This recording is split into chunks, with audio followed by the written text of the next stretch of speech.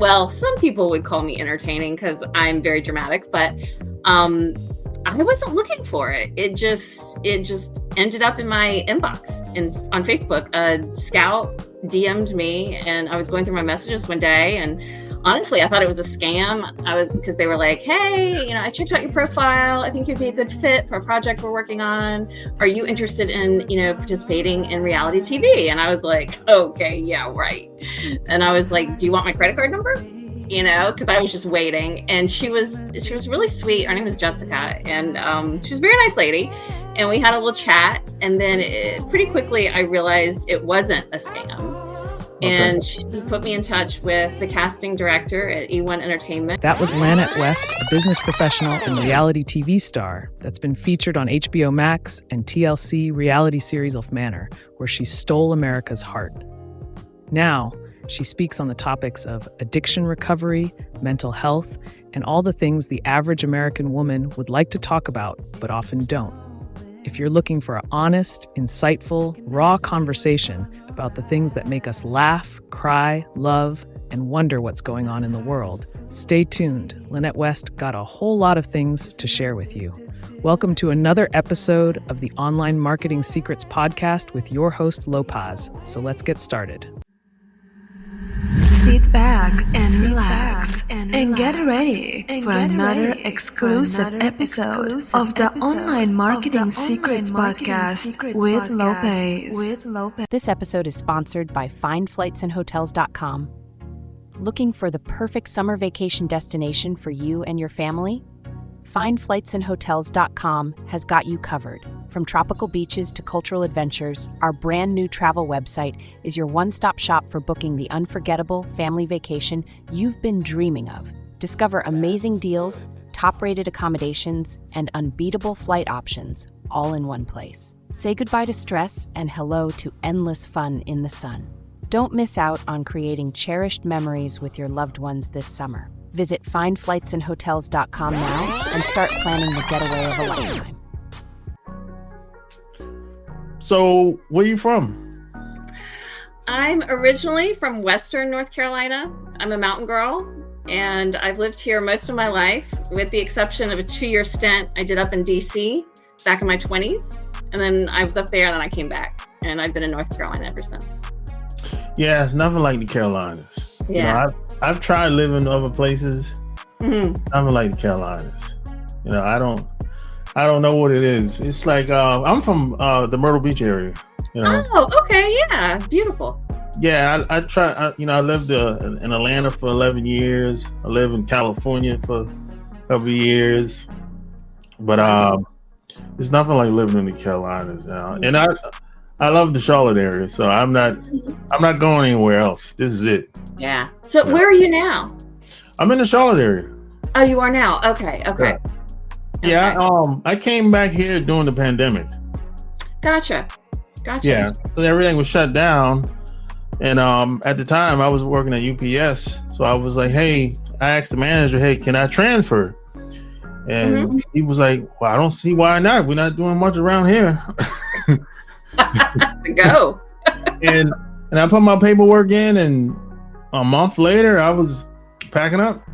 Wow. Well, good for you. Yeah, So, and then that's when I started this show. Okay. Yeah. Okay. Started during the pandemic, and because everything was shut down. But when I came here, everything wasn't shut down. Yeah, it was kind of certain days were kind of open, and certain days, people were shut down and open, just depending on what you wanted to do. Yeah. At the time, Yeah, some people really didn't buy into that whole isolation and mask thing. Well, I always say that really didn't change much for me because I was pretty much by myself anyway.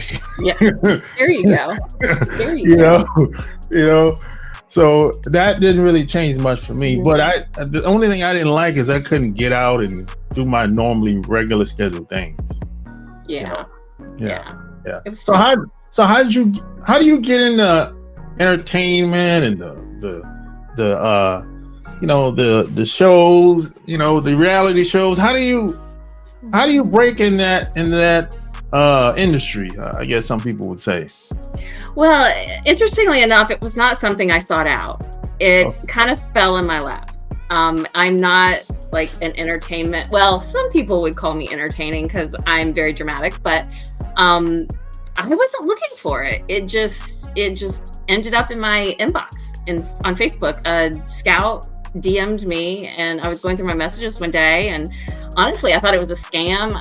Because they were like, "Hey, I checked out your profile. I think you'd be a good fit for a project we're working on. Are you interested in, participating in reality TV?" And I was like, "Okay, yeah, right."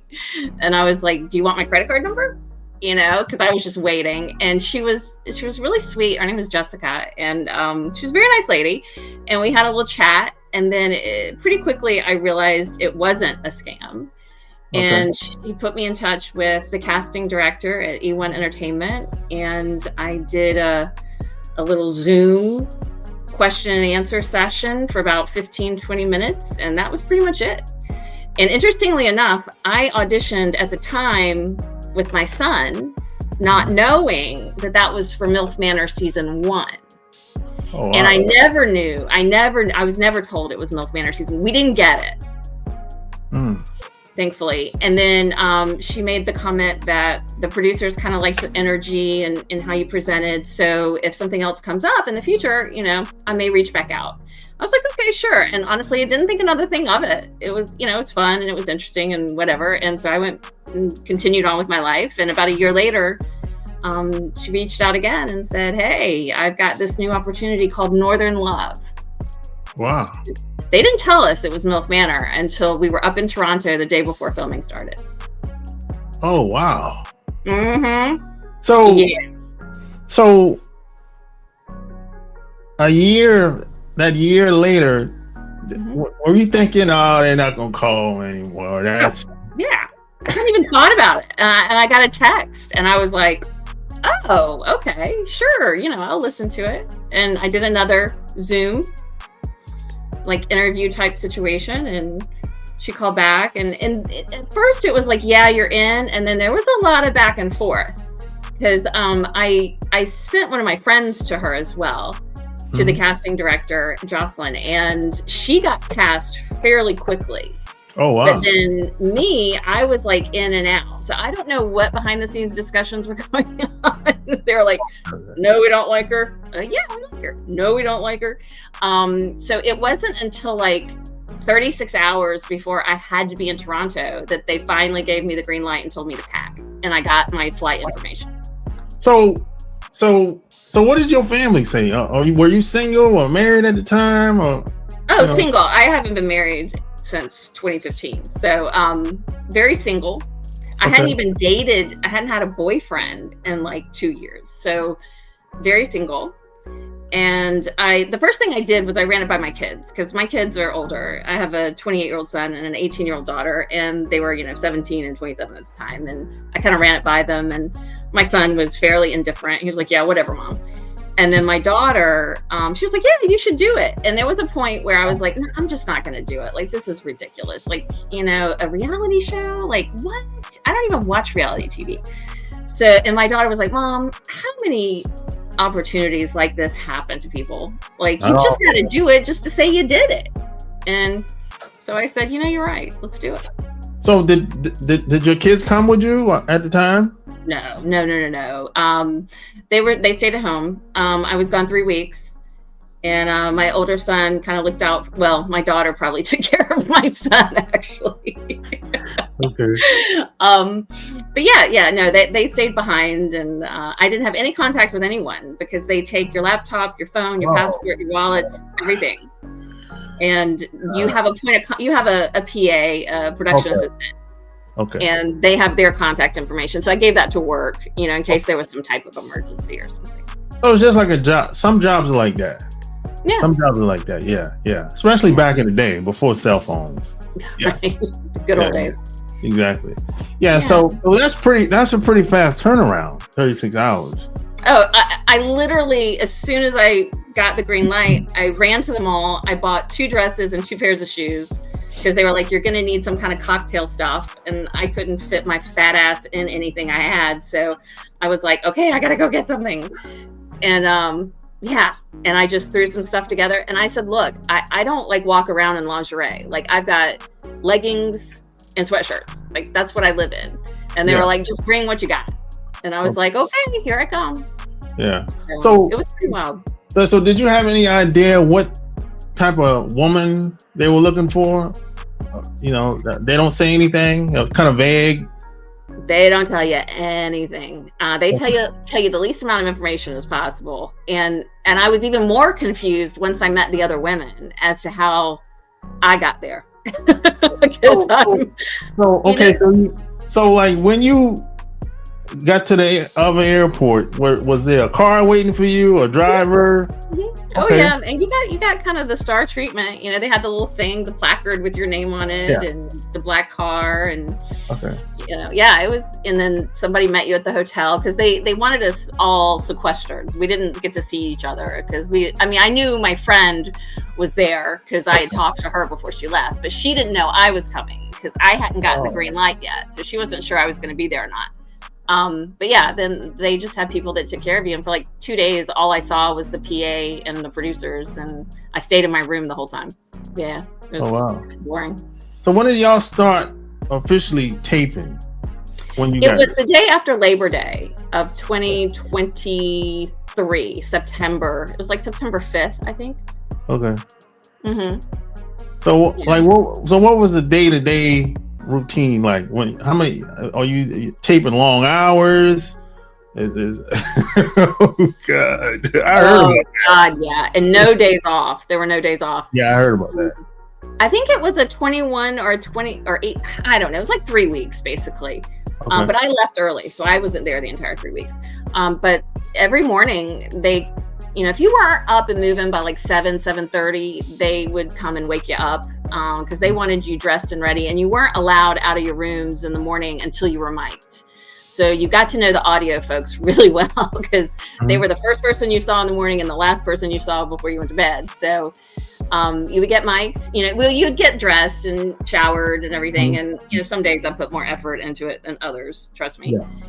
And then they would make you up and you'd go downstairs and go in the kitchen and start mingling, eat breakfast, have coffee, and kind of see what was going on. And we didn't know any plan.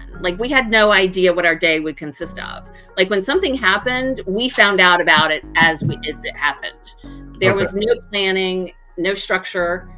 And that was, that for me personally, that was a little traumatic. So that was, and they threw you balls. I mean, this wasn't just like, oh, hey, get your swimsuits on, we're going to the pool. I mean, it was, hey, put your swimsuits on, we're going in the backyard and pouring maple syrup all over each other. Crazy shit. And I was so embarrassed, and I was constantly thinking. So the theme of the show was it's kind of dramatic, and anything can happen at any given time. And the producers created the theme; they were in on it. Y'all didn't really know anything. Yeah, I'll be honest, because a lot of people ask me, well, did they tell you what to do and what to say? And I'm like, no. I mean, the producers were great. They're very experienced. It's the same producers that do The Bachelor and the Bachelorette series for ABC. And they were very, very professional, very fun, very experienced. And all the words are our own words. Nobody would tell us what to say. I mean, the most we got from them was guidance. They would be like, hey, Lannette, I think Anthony's in the Realty room with Rebecca. You might want to go check that out. And I'm like, wait, what? Okay. And I go running in there, and of course then I'm like, oh, fuck this, and I have my little dramatic episode. But that's the most that they really manipulated things. So what time y'all would get up? Most days. Every morning, between 6:30 7. Now sometimes I would try to sleep till 8 because we would be up. There were nights, mornings, where the night shift producers would come in and be like, y'all need to go to bed. It's 3 a.m., shut up and go to bed. And we would, usually we'd been drinking, so we weren't always really very obedient. But yeah, it was long days and long nights for sure. Oh wow. Mm-hmm. Yeah. So for 3 weeks, right? Straight. I think I was there 18 days. I don't remember. I was there like 5 days short of everybody else. Not to spoil the show if anybody's planning to watch it, but I left early. So okay, so when you left, what happened? It's a simple question with a really complicated answer. Well, what happened was I started hanging out with this guy, Anthony, and he was very smooth, Italian New Yorker, and not my type, but he pursued me, and that was very flattering. And he said all the right things, and I really liked hanging out with him. And what people didn't see is, him telling me things like, hey man, like I really dig you and I really want to see you after this and I want you to come up to the shore and spend time with me. And so I'm really thinking, oh well, this show is just kind of like a little inconvenience. We'll see each other after and spend time together and see if we can make this work. And needless to say, none of that happened. But they brought in some new MILFs.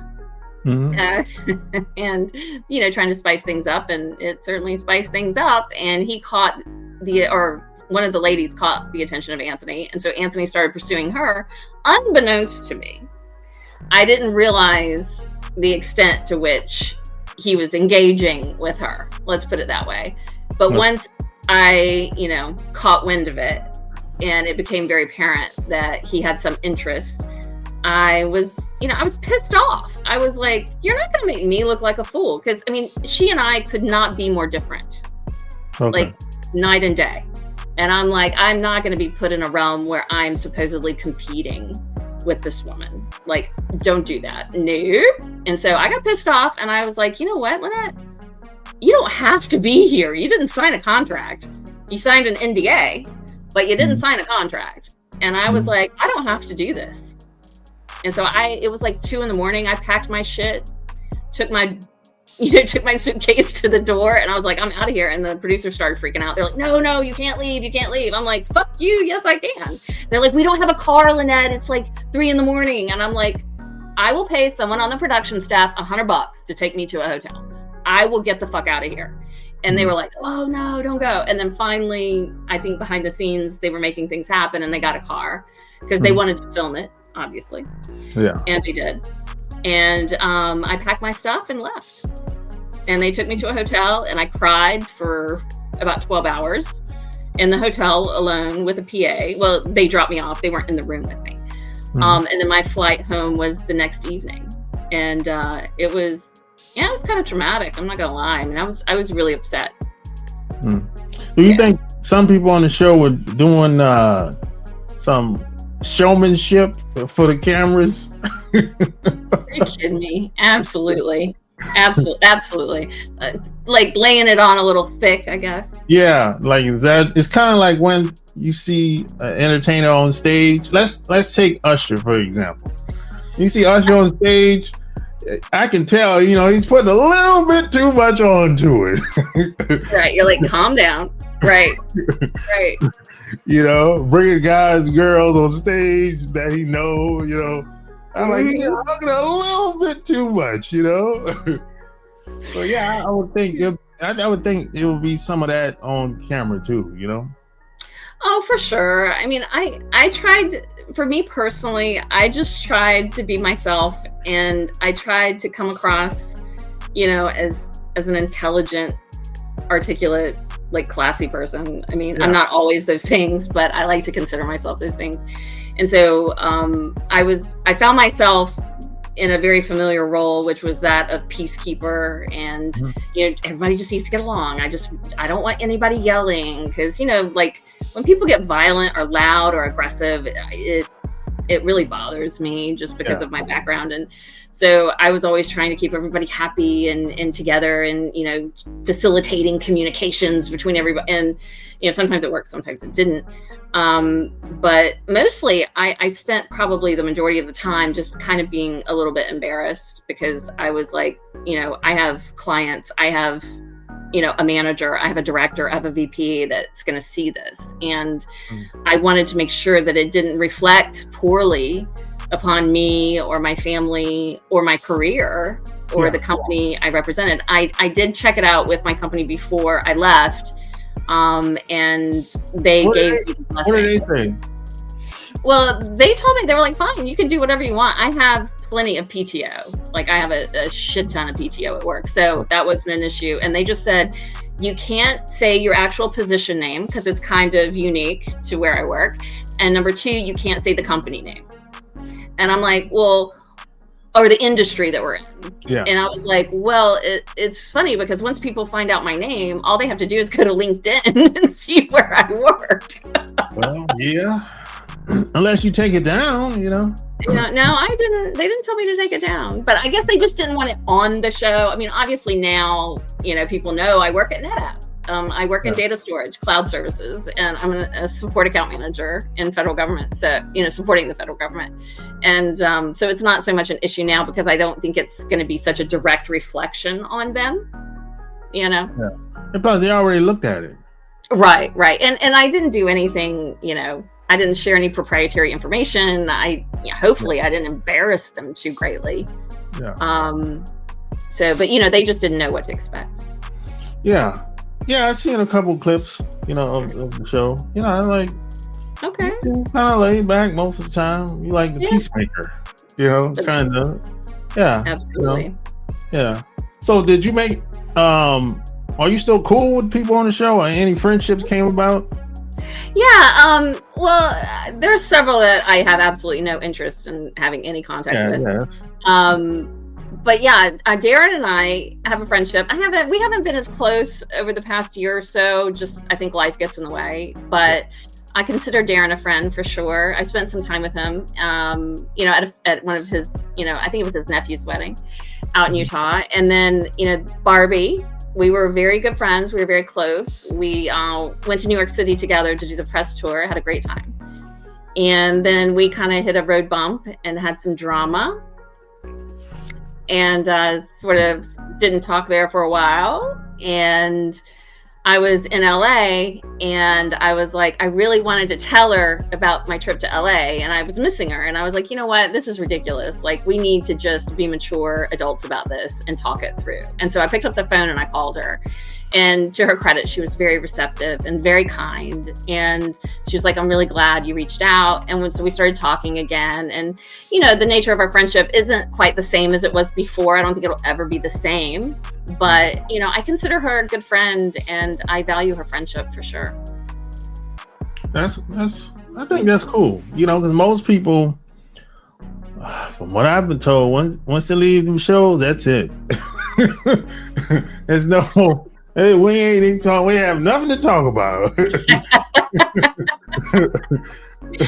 can understand why, because it's honestly, I liken it to it's a very trauma bonding experience, because there are very few people that really understand what you went through except the people that were there.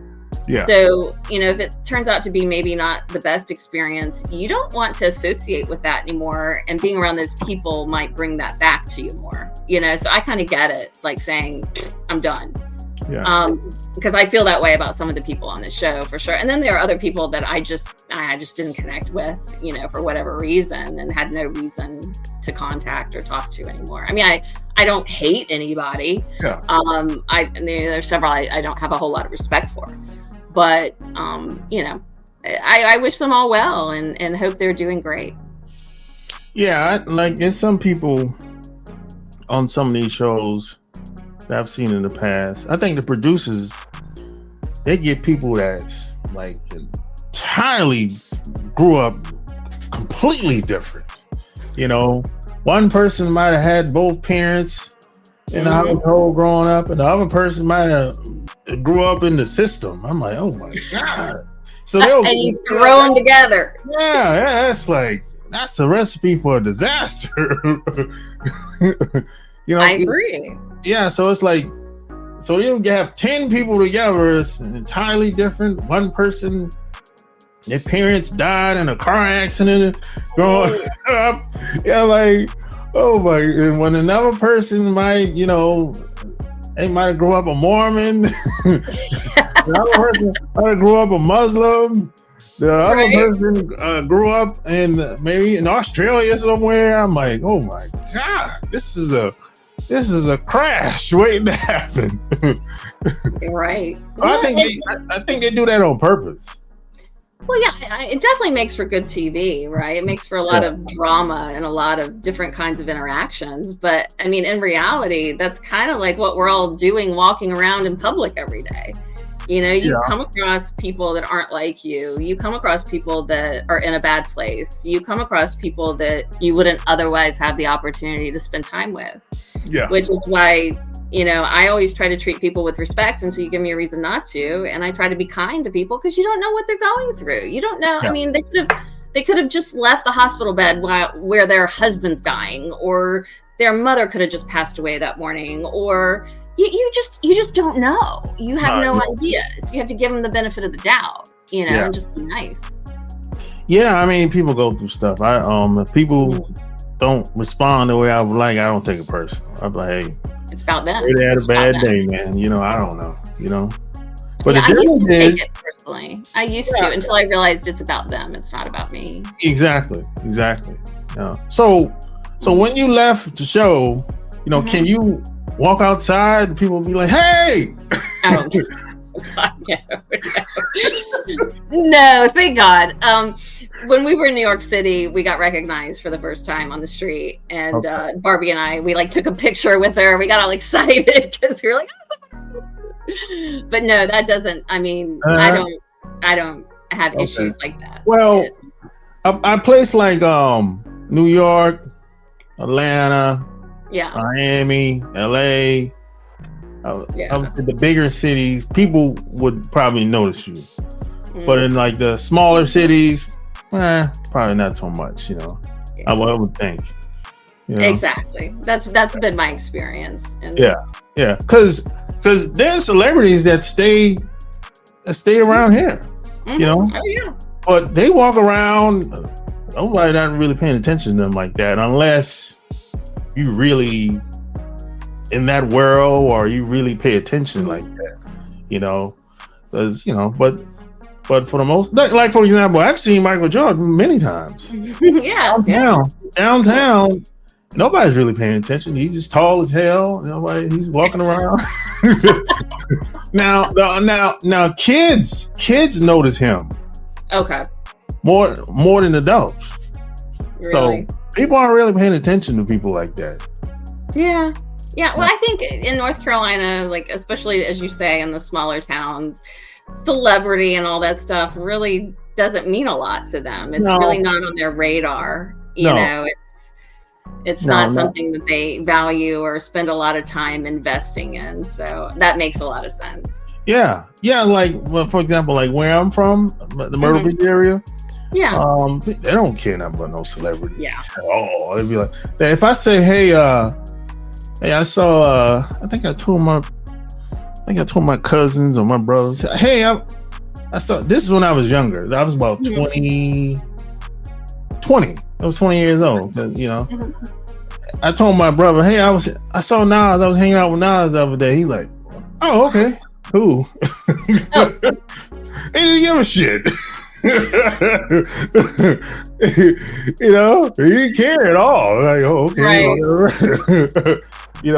People don't really care about stuff like that as much as we think. Well, I'll tell you one thing that it happened to me talking about famous people. It was last June, and I was checking my DMs on Instagram, and I saw this account reached out to me and said some very kind, flattering things, and it was Little Tunchi, and I was like, who is this? I had no idea who it was, and it had a little check mark next to it, so I knew they were verified. So I was like, oh, well, let me see. Is this like really an important person, or is this somebody that got verified so they wanted to feel important? Yeah. So I went on there and I looked it up, and it was Lil Wayne, and I was like, 18 million followers. I was like, oh shit. I was like, did he really just DM me? And so I DM'd back, and I was like, wow, thank you. And he spelled my name correctly, which is always a very endearing thing for me because a lot of people don't. And then I was like, is this really you? Because I figured it was like some 22, 25-year-old A lot of social trolls media online. I didn't think it was actually him. And he's like, no, it's me. And we kind of went back and forth a little bit. And I was like, I'm not buying it. And he sent me his number. He said, call me. And it was kind of late.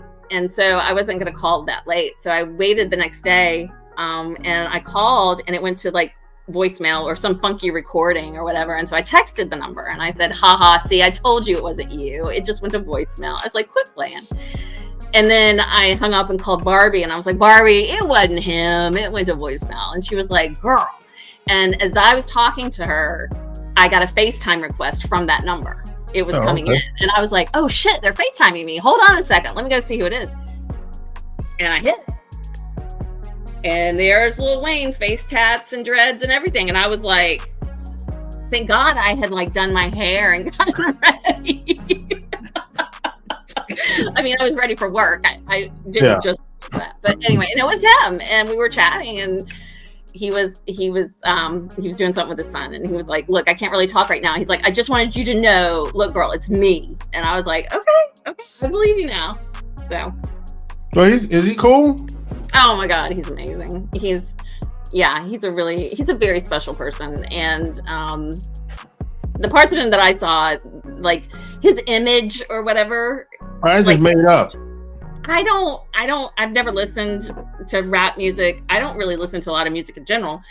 And I couldn't even have told you like the name of one of his songs or a record. Like I knew of him just because he's so famous, but I've never like been a fan. Yeah. And so I really didn't have a lot of preconceived notions other than just the stereotypes of rappers, right? And he was the antithesis of every stereotype. He was incredibly kind and humble and poetic and complimentary and attentive. And I mean, I just love him to death. I do. Yeah. A lot of that stuff is just an image. That's most of the people. They're not really like that in real life. Yeah. I mean, he's a very special human being and incredibly talented, and his rap game's pretty good. Oh, that's good. Some of these guys are not. They're not that good. Yeah, they're smooth. He's smooth. I'll tell you that. That's he's real smooth. That's good. You know, the funny thing, I met a lot of like celebrities when I was young. Okay. Like 17, 18, 19 years old. I was so naive. This is when I first got my license. Yeah. And I used to sneak away in my mom's car and go to parties and clubs. And I always knew somebody that could get me in. Yeah. And I used to like go to my cousin's college, like Francis Marion in Florence. I used to go there on the weekends and visit. I used to sneak there. And my mom never knew about it. She does now. Well, rest in peace to her. She's gone now. Yeah. Okay. But yeah, I used to sneak to Francis Mary, and they used to have a lot of parties back in the day in Florence. And that's how I got to meet a lot of these rappers and singers and entertainers like that. And I realized there was a guy that my cousin went to college with, and he knew all these guys. This is how I got to meet them at the hotel after the show and everything. And I realized these guys just found a way to make a lot of money doing what they love to do. That's basically it. You know? And like most of the stuff that the interviews and stuff like that, they hate it. They don't like that, they hate it. They say, look, I just want to make music. I love my fans, but I don't like all the drama and the dealing with the promoters and the managers. That's the part that they don't like. Yeah, absolutely. I can understand that. Yeah, So like after, so when you came home, did you go back to work or did you? Yeah. I still had like another week off from work, and so I went ahead and took that time, and then then I went back to work and resumed my life as if nothing had happened. Yeah, because I always wanted to did other opportunities come your way, or no? Not for me. That's That's not something I've necessarily made myself available to. Yeah. The one good thing, well, not the one, but one of the best things that came out of it is I came back with a sheer determination to get in shape and lose weight and look better. So, because, some of the other women on the show were my age or around my age or maybe even older, and they looked fantastic. Their bodies look like the bodies of like women half their age. And I'm looking at my body and I'm like, shit, if they can do it, I can do it. So I ended up, I got with a trainer. I started lifting weights 3 days a week. I lost 25, 30 pounds. I had some cosmetic surgery. I had a mini tummy tuck and a lower bleph that took the fat pads out of my eyes. And I was like, woo-hoo. And I probably that following March, in my opinion, I looked the best I've really ever looked in my life. So that was, and I felt the best that I've ever felt. So it was, from that perspective, it was a positive. I mean, there are other positives, obviously, that have come out of it, and things that I value and appreciate. And I'm sure there are things that are still yet to come. But that was one thing for me, because I've always struggled with self-esteem and, issues like that, like feeling worthy and, all that kind of stuff. So working on myself and investing that kind of time in myself really kind of changed who I am. Okay. So you don't have any regrets? You would do it over again? For sure. I have no regrets over the things I do. Even the stupid shit I do, I value because I learn a lot. Yeah. I'm not perfect. I make a lot of mistakes, but I've got a wealth of knowledge. Yeah, that's why I always say, you just learn from everything, good or bad or whatever. That's how I am anyway. Yeah, absolutely. I relate to that for sure. Yeah. So I guess being on the show, have you found that it kind of was an advantage? Is there an advantage being on that show? I guess if you apply that to your life now, or to the future, you think you're gonna have an advantage because you're telling people, "Hey, I used to be on the reality show, blah blah blah, this and that." What are people kind of? What's people's response? Do their eyes open wide, like, "Oh, really?" That's. They're like, "What?" And then I tell them the name of the show, and if it's a guy, they're usually like, "Okay, I can see it. You're a MILF," and I'm like, "Oh Jesus." The women are like, "Lannette, no, you didn't." I was like, "Yes, I did. Shit, why not? I do crazy shit all the time. This is totally like in step with something I would do." I mean, I have family members that no longer speak to me because I'm too dramatic. So I said, "Fuck it, I'm drama. Let's go where drama is celebrated. Let's go on a reality show." So what did your friends and family think after they watched the show? Oh, everybody was supportive. And to be honest, and those that weren't didn't convey it, and I didn't really want to hear it anyway, so I didn't give a shit. So I kept it very positive. They kept it very positive. And I think one of the real silver linings out of the show, and one of the reasons why I think that opportunity presented itself, and the reason I had my meltdown, I don't know if you saw that scene, but the night that I left, it was a very emotional moment for me, because seeing the guy that I liked, that I really thought was being truthful and honest with me, seeing him with another woman, leaning over the bed, telling her, "I'm going to bring you into the realty room," where he had just brought me a couple nights before. It stirred up a lot of things from my past. And so I just melted, and I just was like, I'm unlovable. No one's going to love me. I'm not worthy. I'm not enough. I'm not pretty enough. I'm not thin enough. I'm not successful. I went through this whole thing where it was all about me and my failures. Yeah. And it struck a chord. And, and I basically said that, like, I've already grieved the death of, me having relationships like that, like a love relationship. Like I'm just not cut from that cloth. I just don't, I'm a lot. And so I don't ever see really any man being able to step up to the plate and deal with me. And so I'm okay being by myself. I mean, trust me, I'm alone, but I don't get lonely, if you know what I mean. Yeah. So I think the silver lining there is that I exposed that part of me, and a lot of people identified with it, and it resonated with so many women and so many men. More women than men have reached out to me, and I've gotten hundreds, if not thousands, of DMs from people saying, oh God, that broke my heart. I'm so sorry for you, but oh my God, my picker's broken too. Something's wrong with me. I'll never find anybody to love me. And, and it really obviously hit a nerve with a lot of people, and they could relate. And I thought, this is a really good opportunity for me to sort of have a chance to tell my story. How did I get here? How did I get to be 52 years old, single, and feel so badly about myself that I don't think anyone would ever love me? I didn't just wake up this way. I mean, this is the product of years of trauma and abuse and mistreatment, and on my part, bad decisions. And so I wanted the chance to be able to tell my story to people in hopes they could relate to it and see that it's not all bad. I mean, by all accounts, I've turned out pretty good. I graduated from the University of North Carolina at Chapel Hill. I have a very successful career. I got a great house. I got a great car. I got a great friends and great family and all that. But it hasn't always been that way. I've struggled a lot, and being able to share that and give that a voice and give people a voice that maybe don't have their own.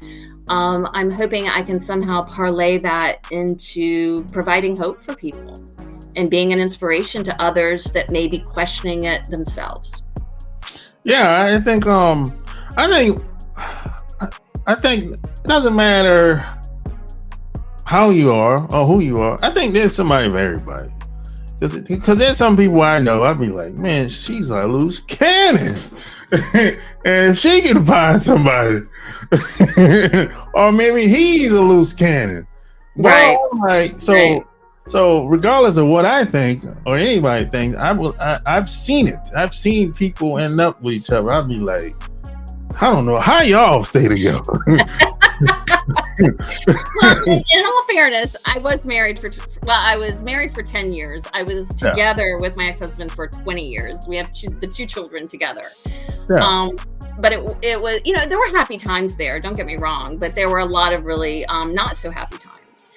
And I'm at the point in my life where I'm not going to settle for that. I'm not going to settle for just being okay just to be with somebody. Like this man is going to have to be pretty fucking exceptional, because I mean, I've got everything I need and want. Like I don't need a man for anything. I've got a great life. I'm like questioning, do I really even want somebody sleeping in my bed?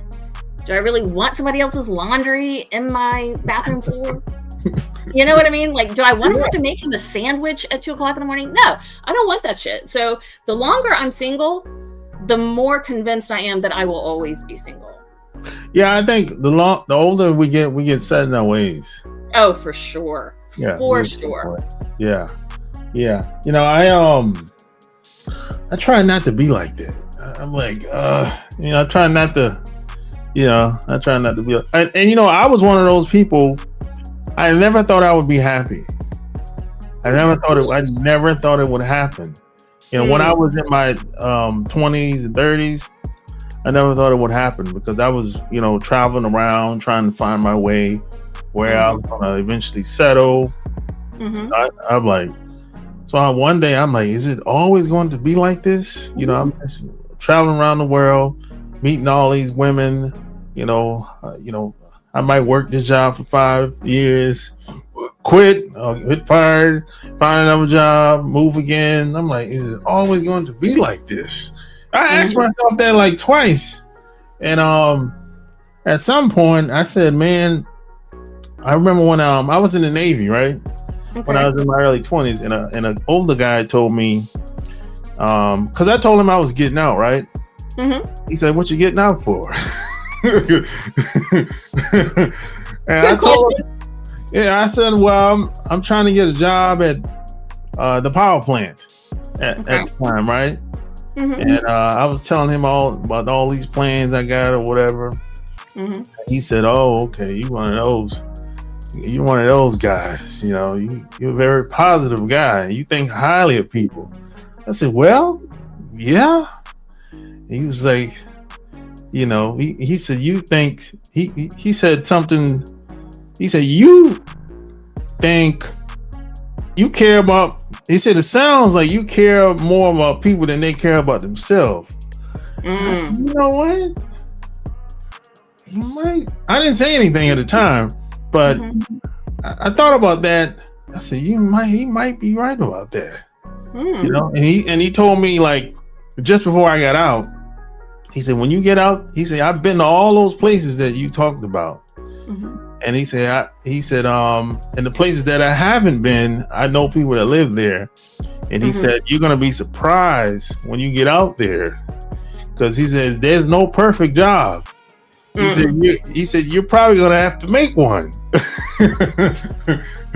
Great advice. Yeah. And I never forgot that until I got to probably like my early 30s. And I was like, every job I go on, it's the same bullshit I keep running into. Yeah. There's no perfect job position or company or whatever. So I said, I guess in order for me to be happy, at least have the chance to be happy, I guess I have to create everything that I want. This goes for job or just income in general. Absolutely. Income in general, relationships I want, etc. And that's what I did, but I never thought if I would have kept, the same mindset I had when I was in the 20s, I would not be happy today. Well, absolutely. And that's one of the benefit of years, right? Is the wisdom that comes with it. And I was always looking for something else to make me happy. Or if I got this job, I'd be happy. If I made this much money, I'd be happy. If I had this kind of car, I'd be happy. And what I've finally come to realize is that being happy is a decision that I make every day. Yeah. It's about being grateful for what I have. It's counting the enormous number of blessings and not always focusing on the negative and feeling like the victim and poor little me, look what's happened to me. I can still reflect on the trauma in my life, but it's from a different perspective now. It's from the perspective of a woman who is immensely grateful for who she's turning out to be. Yeah. Because I'm like, I had all the cars that I wanted. I mean, at one point, actually back then, I was making more money back then than I am today. And I still wasn't happy. No. Yeah. So, more money, more problems, but like, let's say there is once you get to a certain amount where, you can meet your obligations, you can pay your rent, pay your mortgage, pay your car payment, pay your utilities. Once you can do that, then the difference in the amount of money you're making is just all relative. Yeah. Because it's like whether you're making $100,000 a year or $1 million a year, you still got problems. Yeah. And you still got to decide, am I going to be happy? And it's literally a choice you have to make every day. And some days I make the choice to be happy, and some days I make the choice to be a miserable bitch. Yeah. And then I try to learn from that and, reflect on that and go, ooh, yesterday, that was not a good day, but that doesn't mean it has to ruin tomorrow. So it's I think it's one of the benefits of getting older, though. I wish I knew in my 20s what I knew now. Yeah. I would be hell on wheels. Wow. Yeah, I was saying that the other day. I wish I knew I wish I knew what I knew now back then. Absolutely. Because you do a lot of things differently, though, and then you would change who you are. So maybe it's not the best thing. I don't know. I know one thing. I thought when I was in my 20s that the people that I was around, I thought we would be friends today. I'm like, I wish somebody would have told me this, that, I wasted all this time around people and I don't even talk to them no more. And definitely what I've learned is people come into your life for a reason or a season. Yeah. And not everybody's supposed to be there forever because you're not the same person you were 10 years ago. So why would you still be around the same people? Because I'm sorry, the company you keep is a huge reflection of Yeah. who you are and where you're going. Yeah. Yeah. You know, and so it just like you evolve, your friendships evolve. Yeah, and that's true. And I'm like, I mean, there were at least probably 3 or 4 people. I said, man, we're gonna be friends forever. Yeah. And it didn't happen. I'm like, oh man. And then it always happens where it's like, you know, something happened, it's kind of out of my control. I mean, if I'd done something wrong, of course I would fess up to it and make up and say apologize or whatever. I don't even know what I did. I'm like, you know, and it's like one guy, he you know, his wife, I don't know what she said, but he said, well, I didn't like you said this and that. I'm like, what are you talking about? I didn't say. I said this. I was only trying to.